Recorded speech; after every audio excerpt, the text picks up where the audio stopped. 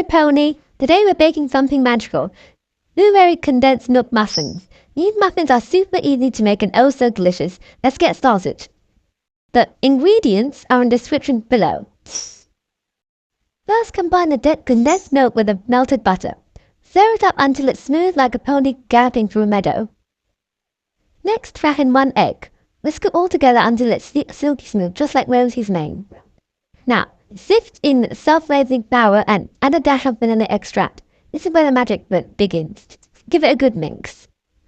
Finally, gently fold in the blueberries. These are bursts of very goodness will make your muffin as see as pies now. Divide the mixture evenly into 8 cupcake cases. Add about 40 grams in each, perfectly measured for pony-sized treats. Pop them into a preheated oven at 160 degrees. Bake for 20 to 25 minutes, turning the tray halfway through. They're ready when a knife or skewer comes out clean. Ta-da! Your berry condensed milk muffins are done. Soft, golden and bursting with sweet magic. Serve up, share with friends and enjoy the magic of baking pony style.